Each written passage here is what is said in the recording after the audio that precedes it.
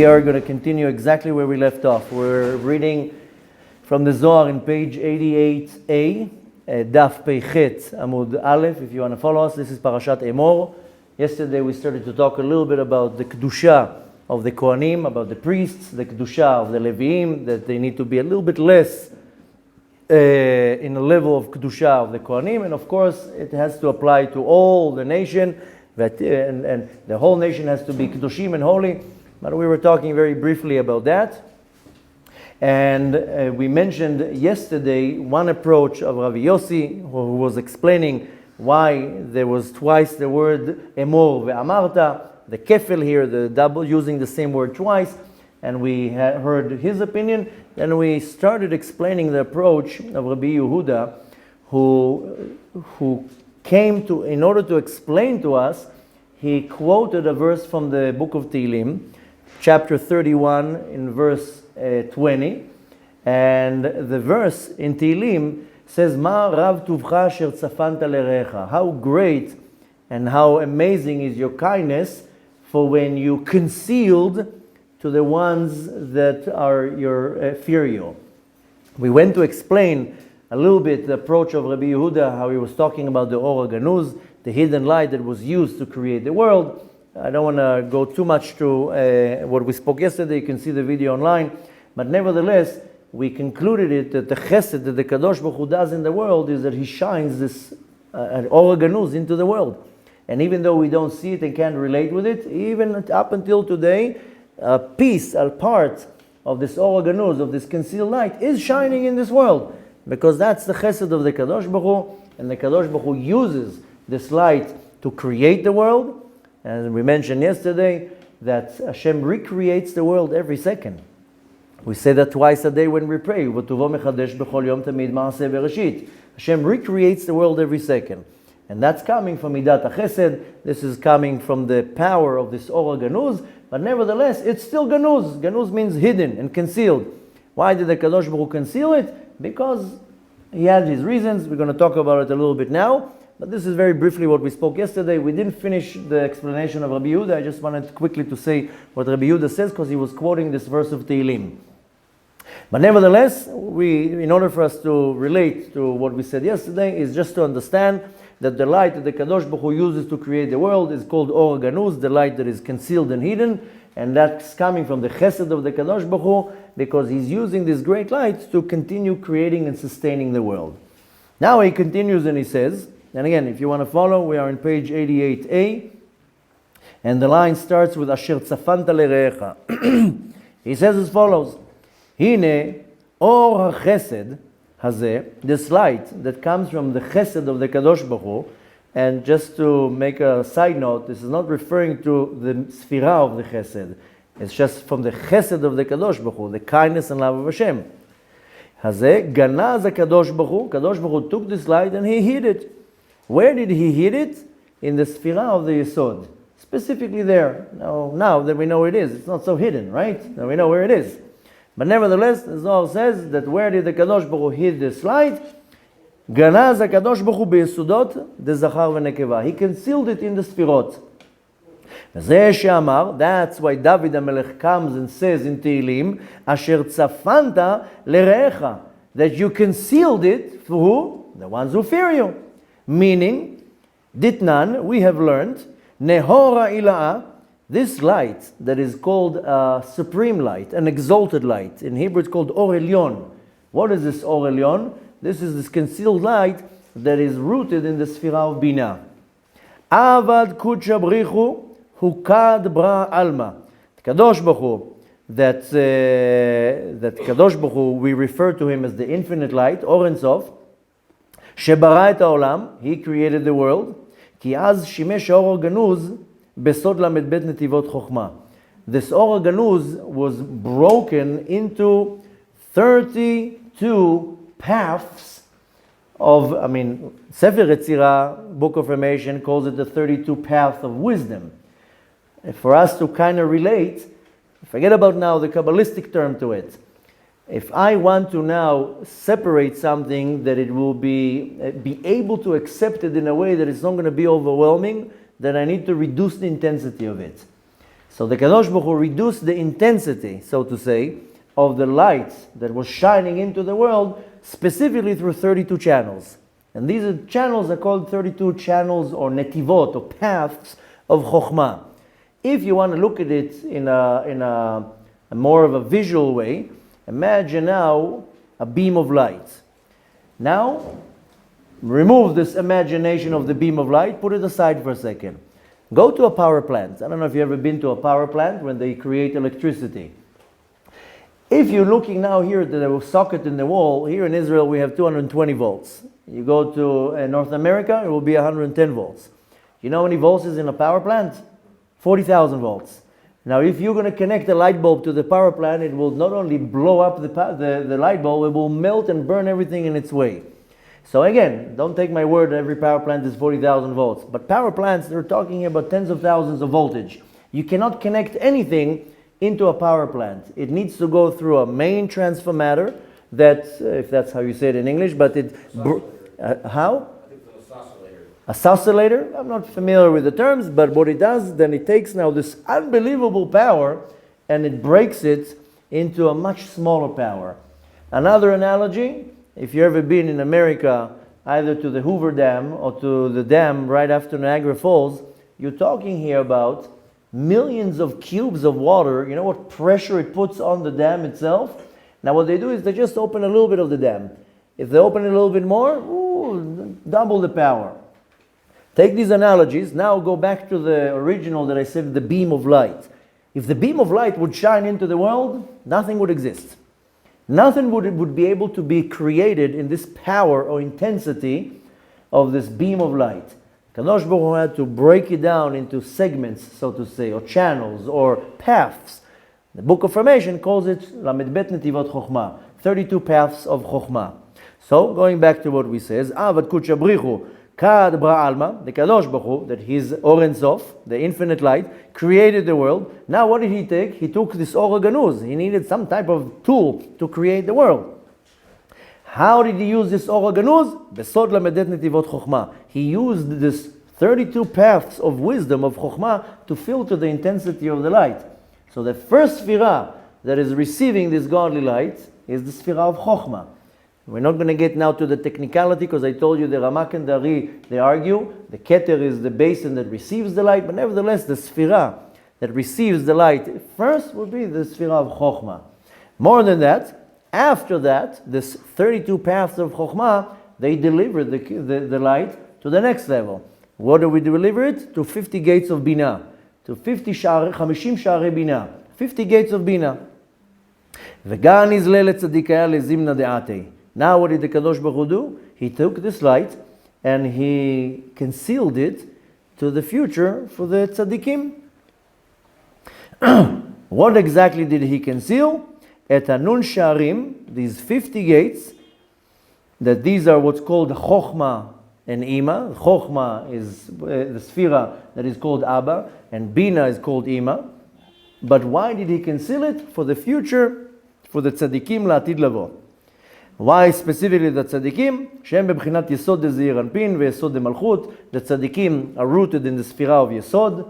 As we learned many times, it's tzaddik yesod olam. Shekol echad nikra tzaddik ve'shneim nikreim tzaddikim. They're all called tzaddikim, they're all rooted in the Sphira of Yesod. But nevertheless, the light, this hidden light, is shining in the roots. Ha'adahu dichtiv. As it goes back now to the verse that we learned in Tehillim, Asher tzafanta lerecha, that you have concealed it to the ones who fear you. Haor, Kadosh Baruch Hu concealed the light, letzorech hayichud im hamalchut hanikret yirah. In order for the malchut to be able to receive this light, the malchut is called yirah. So David HaMelech is saying, Asher tzafanta lerecha, the ones who fear you. But not only that, Kadosh Baruch Hu contracted the light that it can fit, so to say, into the Sphira of Malchut. The Malchut is called Yir'ah. Now he continues, and the verse continues and says, Pa'alta lachosim bach. You have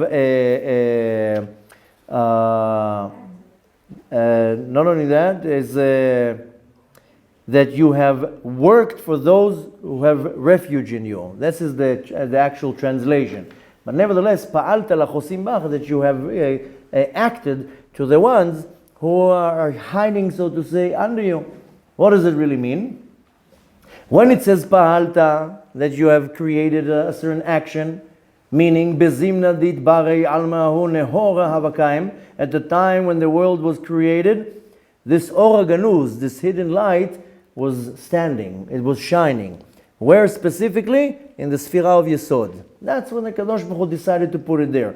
I don't know if you remember, about a year ago we were learning, it was probably be even more than a year ago, when we were learning about the Yeor, because we were learning about Paro, we were talking about the Taninim that are saying there, the Samech Mem, and if you remember, we were talking about how the Kadosh Baruch Hu was concealing the light in Malchut and Yesod, that the Taninim were not able to find it. But nevertheless, here it says, at the time when the Kadosh Baruch Hu created the world, this Or Ganuz was shining in the Sfira of Yesod. V'nahir meresha de alma leseifa de alma. And you know what this light did? It shined and was beaming from the beginning of the world to the other side of the world. Just imagine a source of light that can light the entire world. And this is not the sun, of course. What does it mean that it was shining from one side of the world to the other side of the world? It started in the Sfira of Bina. Shemisham nimshach or b'yesod. The light came all the way from Sfirat Bina and went in a descending chain all the way through all the Sfirot to the Sfira of Yesod. This is what it means, me'ir mitchilat olam lesof olam. And the Yesod, of course, takes this shine and gives it over to the Sfira of Malchut.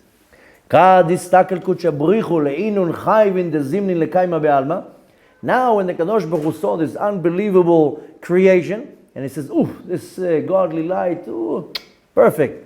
But then the Kadosh Baruch Hu looked, and he saw that there's going to be wicked people in the world. If you remember, we spoke about it a few months ago in one of the Zohar classes, that when the Kadosh Baruch Hu created human, man, Adam HaRishon, all the Malachim came and says, "What are you doing? What are you, out of your mind? What are you creating this guy?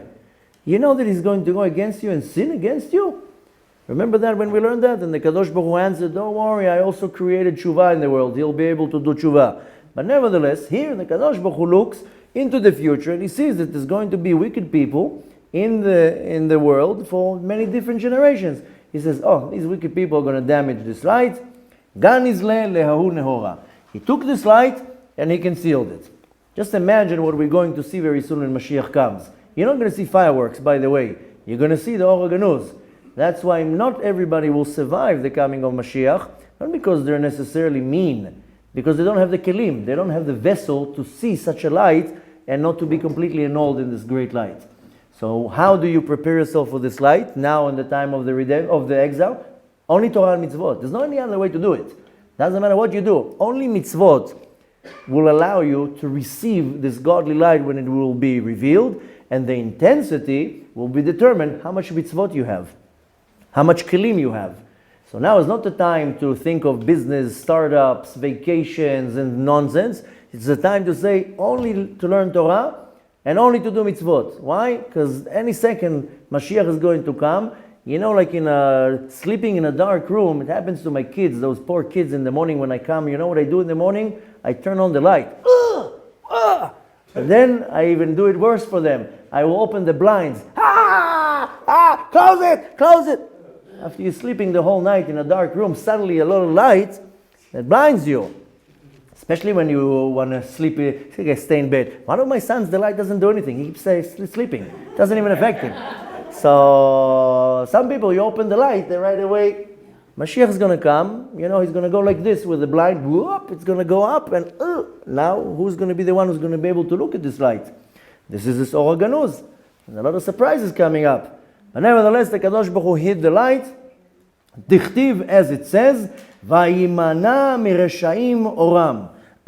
This is a verse in the book of Eyov, or how you say in English, Job. You can find it in chapter 38, Lamed Chet. And what does it say in Eyov? Vayimana mireshaim oram. He will prevent from the wicked ones to get their part of the light. Can you imagine? Chas v'shalom, you get a finger pointed at you, it says, "You, Habibi, you are Rasha. You can't benefit from this light." This is not a nice thing to happen. What does this verse goes on? פירוש, מחמת הרשעים, because there are wicked people in the world, מנע את האור הגנוז מלהאיר. Kadosh Baruch says, I do not want to shine this light in the world right now because of the wicked people. וזעמי לאנהרה לצדיקיה לעלמא דעתי. And the Kadosh Baruch Hu's future to shine this godly light, this Or HaGanuz, to the tzaddikim, as it says, motzi chama min artika, the Kadosh Baruch Hu pulls the light out of its socket, out of its pocket, and the Rashaim will be judged by it, or in our terminology, will be melted, and the tzaddikim will be healed from it. The light will be beneficial. Vedahu, and that's when it says, tzafanta lereecha, when the Tehillim says that you have concealed it to the ones who fear you, these are the tzaddikim that fear the Kadosh Baruch Hu. Uchtiv, what else does it says? Vezarcha lachem yirei shmi. This can be found in the book of Malachi, chapter 3, and it says there that it will shine to you, my one, for you, the ones who fear my name.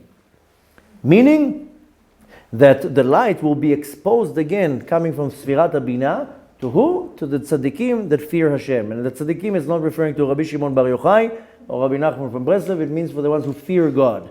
Even if you make mistakes a little bit, but nevertheless, you still fear God. What does the verse says? Ve'zarcha lachem yirei shmi shemesh tzedakah. This is what the verse says, not the Zohar. The verse in Malachi says it. And what will shine to you? The sun of charity, of salvation, of chesed. What is this sun? That's the Sfira of Tiferet. Tzedakah, this is going on the Sfira of Malchut, because the Malchut is the one who gives over what's called tzedek, righteousness. Now, what will be the result of this exposure of the light? Umarpe bichnafea. And it will heal, so to say, with its wings. And again, go to the reference. This is in the book of Malachi, chapter 3, verse 20. And it says that the sun, so to say, and it's not talking about the physical sun, rather it's talking about the Sfira of Tiferet, will heal the tzaddikim that go under the shade, so to say, of the what's called kanfei Shechina, the wings. They hide under the knafaim, under the wings. They will be healed. That's why we spoke many times. Mashiach is going to come. Anyone who is deserved to be part of the redemption will be healed. People who are blind will see. People who are crippled will walk, and so forth. And everything, of course, will be completely good. Now, let's continue a little bit. This is again the explanation of Rabbi Yehuda, and now he's taking us. I thought we'll have more time today to explain it. I guess we'll go into a few more days. It's very nice, very important, and very important that we know that. But it's come to explain to us what happens to the person when they die. And yesterday, I think I made a mistake yesterday. I have to look in the video. Sometimes I talk fast. And later on I realized, I think that I mentioned that in this week's parasha, it's talking about a mitzvah that is called Halanat Hamet. If I did, then forgive me. We'll maybe look in the video and correct it. But mitzvah Halanat Hamet is in the book of Devarim, in Parashat Kititze. It's not in this parasha. Halanat Hamet is when a person dies, lo alenu, and you're not allowed to leave the body. Not only unattended, it has to be buried as soon as possible. This is called Halanat Hamet. You're not allowed to wait now for Uncle Louis to come from the other side of the world, and then the poor body is in a refrigerator for 3 days. You're not allowed to do that. You have to bury the body right away. We're going to learn a little bit about this now. But just to make sure, the mitzvah of Halanat Hamet is not in this week's Parashat Emor, rather it's in the Parashat Kititze, in the book of Devarim. But it's important for us to know. Later on we'll see the connection to what we're talking about. Now it's taking us to a different place. And he says, let's explain a little bit the prohibition, the isur of Halanat Hamet. Halanat Hamet means that there's a dead body and you don't bury it right away. And he says as follows, Ta'achazi, come and see. B'sha'ata devarnash ka'em lemehach, lehahu alma. When a person is about to leave this world, and where does he leave? To the world above. Now, what does it really mean that he's about to leave the world? When the soul is ready to leave the body. Now, this is not something you plan. This is something that was already predestined and planned. But nevertheless, I don't know if you notice, everybody leaves this world. I don't know anybody who stayed here for the last 5,000 years. We all leave the world. So he says, when the person is about to die, in other words, Vehu bevei mar'eh, and the person here he's saying he's already lying on his deathbed. It doesn't mean deathbed. It can be, moments before the chas v'shalom, the car accident, or the bullet, or the missile, or whatever it is. Well, moments before the person is about to die. Atyan ale tlat shluchin. 3 messages will come to this individual. Who are these messages? These are 3 angels that are called judges, dayanim. Vechame itaman, ma de la yachil barnash lemecheme, kad ihu behai alma. And then the person sees them. Right? This moments before the person dies. Ask a doctor, ask a paramedic, and he will tell you that many people, they die with an expression of shock, because the person will see these 3 shluchim, these 3 angels. And suddenly the person is able to see a little bit above this dimension, more than what you see when you're in your body. This is one of the first things that I learned, by the way. I don't know if you remember when I told you that I became observant. I met my first rabbi who I would learn Zohar with. And if you follow my personal story, I always say how he would teach Zohar, and I would listen, I would be like, that's not how it looks. And I would listen, and I was like, I know all this. But nevertheless, so this falls exactly how I testify in my experience, and many other people who had a near-death experience, that you see the shluchim, you see the angels coming and telling you what you did, what you didn't do. But nevertheless, the person can suddenly start seeing, you see things what you don't see when you're in this world. And on that day, Yoma Dedina Ila'a.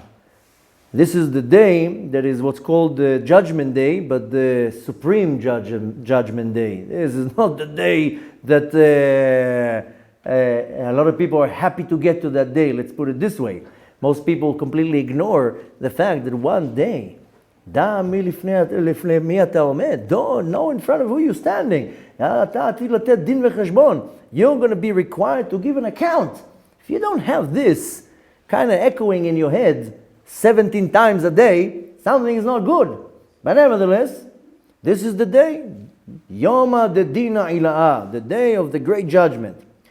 Who's the judging here? De Malka Ba'e Pikodna Dile. The Kadosh Baruch Hu says, give me back the neshama. I gave you a soul 70 years ago. What did you do with it? Here in Israel, it's not so common. In America, people lease cars. You go, you pay $300 a month, maybe $400, you get a brand new car. And you drive it. And they tell you can only use 1,000 miles a month. You can use this, you can that. After 3 years, here's the keys. And they go around the car. Okay, here's a scratch, $200. Here's a bump, $300. But every 3 years, you give back the car. Here the Kadosh Baruch Hu comes and says, I have gave you a body. I have gave you a soul to use. Give me back my collateral. Give me back what I gave you. Again, the Malka Ba'id Pikud and Delay, the Kadosh Baruch Hu comes and asks, give me back my what I gave you, the Pikadon. Dahainu, את הנשמה שהפקיד בידי אדם. Kadosh Baruch Hu gives a neshama. It doesn't belong to me, by the way. The neshama belongs to the Kadosh Baruch Hu. So I'm a property of the Kadosh Baruch Hu. Hashem says, give me back your neshama. Zaka hu barnash defikudene, ativ le malka, kama deityahiv le begave. Happy is the one, is the happy, ashrei is the person that gives back the pikadon, that I give back the deposit to the Kadosh Baruch Hu, but clean as I got it. Now, not only is clean as I got it, belochet. Ashrei means happy is the one. Ashrei aish. Can you imagine giving back the soul back to the Kadosh Baruch Hu in the same state you got it? Whoa. Now, not only that, it says, Di'ityahiv lebegaveh. Not only that you give it back with no sins. Ooh, that's even a higher level. But even more than that, happy is the one that gives it in the same state. No sins, ve'maleh betorah ve'mitzvot. Wow. Here Hashem, I took a beautiful empty soul and I filled it up with 80 years of Torah and mitzvot and good deeds, and you give it back to the Kadosh Baruch Hu. Wow. But this is in theory. Aval, ihahu pikudna deitnaf betinufei gufa. But what happens if the deposit the Kadosh Baruch Hu gave you became dirty, what's called metunaf, but extremely dirty, te'avot aguf, that I fed the pikadon, this deposit, with all the lusts and the desires that the body requires.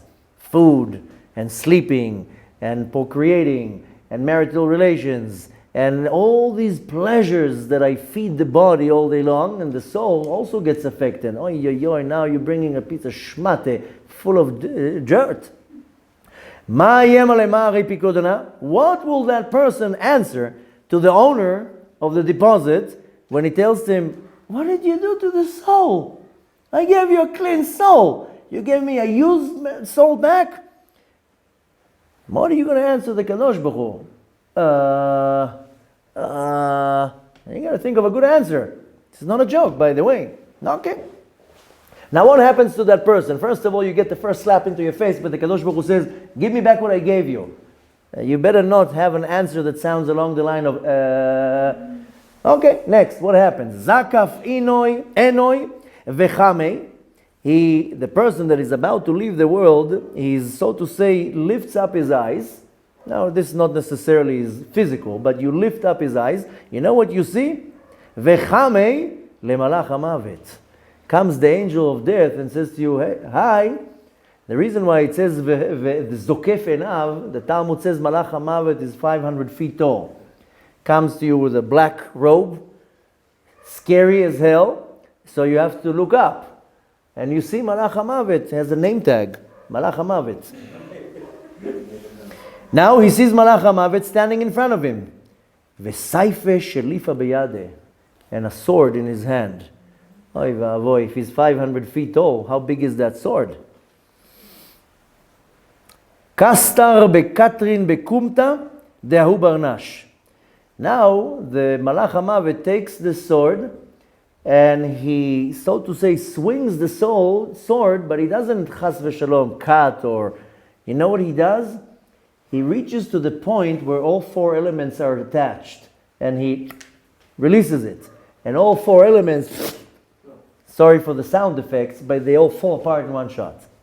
Just imagine that I'm built from four elements, and the Malach HaMavet just knows how to come and release the little knot, and all four elements will break into four pieces. There's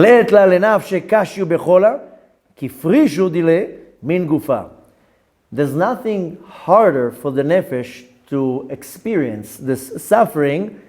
All the suffering that a person experienced throughout their life, this is nothing compared to that moment of suffering when the Malach HaMavet releases the pin. You know, in Hebrew it's called nitzra. Can you imagine? Sometimes you pull one pin, everything falls apart. It says here, again, I will read it. There's nothing harder for the nefesh to experience the suffering, from all the suffering you experience in your life, from the moment that the nefesh has to be ejected out of the body. Unbelievable suffering. Uvarnash, and the person, la mit, he doesn't die, ad dechame leshchinta. The person will not die till he sees the Shekhinah. The reason why we're able to leave the body is not because Malach HaMavet, by the way, is because we're able to see the Shekhinah. Velo ra'ani adam v'chai. You can't see the Shekhinah and live. So the Shekhinah is being revealed to the person like a magnet. The soul jumped out of the body. The soul cannot sustain in the body even. Umigo, by the way, if you're following, we're flipping now to page 88b. Umigo, segiut tiuvta de nafsha beshchinta nafkat lekuvla. Because the nefesh, the soul, has such a desire, such a pull to be attached to the Shekhinah, it jumps out of the body. You can't stop it. It just jumps out of the body. Batar de nafka. Now what happens is the nefesh goes out of the body. Man ihi nafsha ditdabak ba v'tkabel begave. Now the nefesh wants to be attached, so to say, to become part of the Shekhinah. V'ha ukmu leha nemili, and that we already explained that in a different place in the Zohar. And what happens, but that the nefesh sees the Shekhinah, nothing will hold the nefesh inside the body. The reason why we don't get released from the body is because all the elements are tied together, and the nefesh is becoming one with the body. Come malach hamavet, and it just releases one little switch, and then it all falls apart, so to say. And needless to say, then the Shekhinah will be revealed to the nefesh, the soul will jump out of the body. For tomorrow, we'll continue. It's way too late. I wanted to read much more. Tomorrow we'll continue. I'll do your promo. Ba'atar de nafka nafsha megufa. What happens after the soul goes out of the body? That will continue tomorrow, Be'ezrat Hashem. Give you a little bit of taste. Ve'ishtar gufa belo rucha. Now the body doesn't have a ruach, doesn't have a nefesh, doesn't have anything. The body is a corpse. It's a piece of bones and flesh and blood. But nevertheless, this will continue tomorrow, Be'ezrat Hashem, and we're going to find out a little bit of interesting things that we need to know. But the point is that when we learn that, it's not necessarily to chas v'shalom be scared, or not necessarily for the actual knowledge, is to understand, and it needs to be placed in the front of our mind that any second, lights out. And again, it's not about living in fear. It's not that I have to live now, oh my God, any second I'm going to see this malach hamavet and all these angels are going to come. Is to understand is that every moment of your life is a very valuable moment. Don't waste your life on nonsense and on hevel, on emptiness of air. Because any second, this moment comes, and you know what? Once this moment comes and the soul jumps out of the body, nothing in this world helps you. There's only one thing you take with you, this Torah and mitzvot. So we want to make sure that, again, we're learning this, again, not to have nightmares. We're learning this to understand that I'm here in this world, my soul doesn't belong to me. My body doesn't belong to me. Nothing belongs to me. If you have money, it's not your money. It's Hashem's money. Hashem gave you wisdom, it's not your wisdom. Hashem gave you tools. If you misuse the tools, there's going to be judgment. The Kadosh Baruch Hu says, I gave you a lot of tools, why didn't you use it? More than that, we can't damage the body. Last week we read, you're not allowed to do tattoos, you're not allowed to do what's called saretet, marks on the body, or many other things that what people do. Not allowed to do this. It's not your body. It's going to be a lawsuit later on. Why did you defect the body? You rent a place, the owner comes after the term and he says, you broke the wall, fix the wall. That's one thing. More than that, how is the soul giving back to the Kadosh Baruch Hu? Am I giving the soul a better version, the 2.0, the 2.0 version of the soul, or I'm giving it now defective? So these are things that we need to think about, and we have to understand that any second something can happen. And again, not to live in fear, to live in a great appreciation for every moment that I can do something positive and do something good with the deposit that the Kadosh Baruch Hu gave me. Be'ezrat Hashem, tomorrow we'll learn a little bit more. Later on we'll see more the connection, why it's important to understand that, how it's connected to the mitzvah, and how it's connected to Emor la-Kohanim. Say to the Kohanim, how do I keep the Kedusha? Be'ezrat Hashem. Unfortunately, we go very, very slow. We're doing like maybe half a page every class, not even. So it's hard to go through an entire ma'amar in the Zohar to really see at the end the connection. But listen, at least we're getting something to taste. We're learning a little bit of Zohar. And needless to say that the healing to the soul, especially in our generation, is only learning Zohar. With this book, that's what Rabbi Shimon Bar Yochai says, with this book you're going to go out of the exile berachamim. All the damages that we do to our soul can only be fixed with the Zohar. This is the medicine to our soul. Whether you understand it, you don't understand it, I always tell people, just read, even if you don't understand, just read it. The kedusha in the words and the power in the words, it does a refining to the neshama. It's a very special cleansing process to the soul. So even if we get just a little bit, something to taste, a little bit of Zohar in our mouth, needless to say, it does its part. But nevertheless, we'll continue tomorrow, Be'ezrat Hashem. Until then, should have a beautiful rest of the evening. רבי חנניה בן הקשיא אומר, רצה הקדוש ברוך הוא לזכות את ישראל, לפיכך הרבה להם תורה מצוות שנאמר, אדוני חפץ למען צדקו, יגדיל תורה ויאדיר.